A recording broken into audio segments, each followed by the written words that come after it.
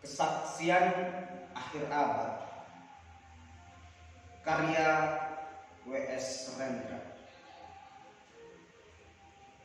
Ratap tangis menerpa pintu kalbuku, bau air darah mengganggu tidur malamku. Oh tikar tafakur, oh bau sungai Tohor yang kotor. Bagaimana aku akan bisa membaca keadaan ini? Di atas atap kesepian nalar pikiran yang digalaukan oleh lampu-lampu kota yang bertengkar dengan malam, aku menyerukan namamu, wahai para leluhur Nusantara. Oh Sanjaya, leluhur dari kebudayaan tanah. Oh Purnawarman, leluhur dari kebudayaan air. Kedua wangsamu telah mampu mempersatukan tanah dan air. Oh Resi Utara, oh Resi Nirarta, empu-empu tampan yang penuh kedamaian, telah kamu ajarkan tatanan hidup yang aneka dan sejahtera, yang dijaga dengan hukum adat. Oh, bagaimana aku bisa mengerti dengan bahasa bising dari bangsaku ini? Oh, lihatlah wajah-wajah berdarah dan rahim yang diperkosa muncul dari puing-puing tatanan hidup yang porak-poranda. Kejahatan kasat mata, tertawa tanpa pengadilan, kekuasaan kekerasan, gerak dan berdahak di atas bendera kebangsaan. Oh, anak cucuku di zaman sibernetik, bagaimana akan kalian baca prasasti dari zaman kami?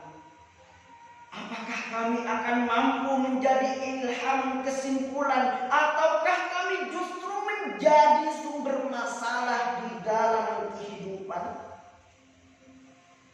Dengan puisi ini aku bersaksi bahwa rakyat Indonesia belum merdeka. Rakyat yang tanpa hak hukum bukanlah rakyat yang merdeka.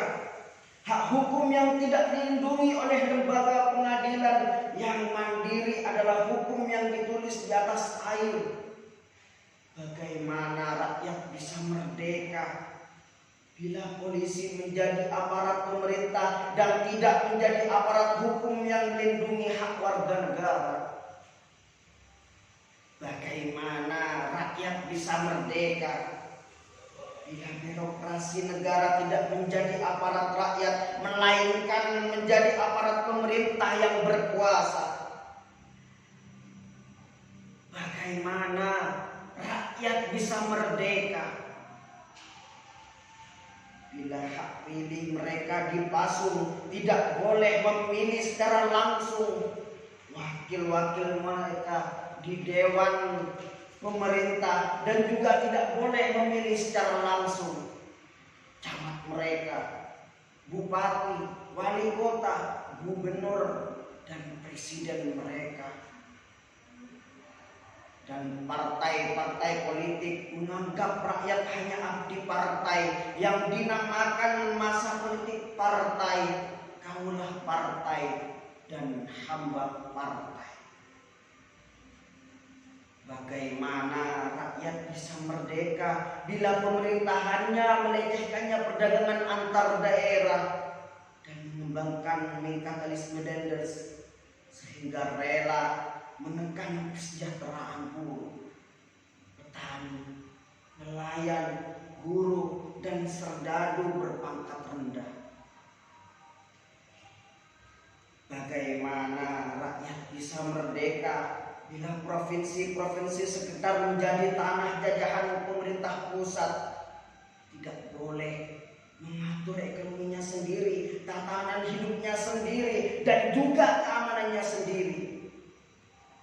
Ayam, serigala, macan, ataupun gajah, semuanya peka pada wilayahnya. Setiap orang juga ingin berdaulat di dalam rumah tangganya. Setiap penduduk ingin berdaulat di dalam kampungnya. Dan kehidupan berbangsa tidak perlu merusak daulat kedaerahan.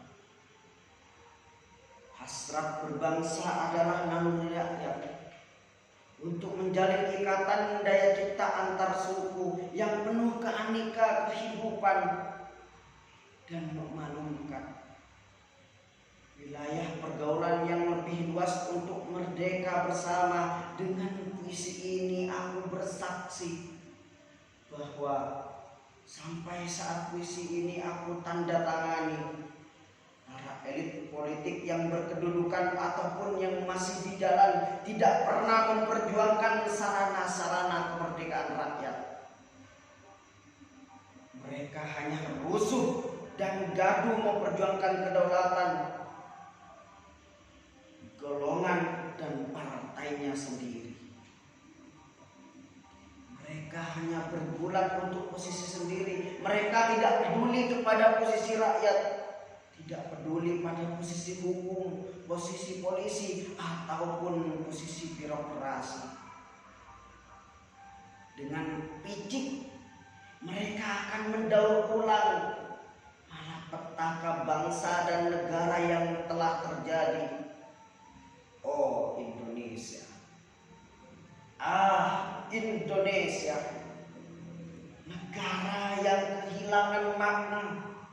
Rakyat sudah dirusak asas tatanan hidupnya, berarti sudah dirusak dasar peradabannya, dan akibatnya dirusak pula kemanusiaannya.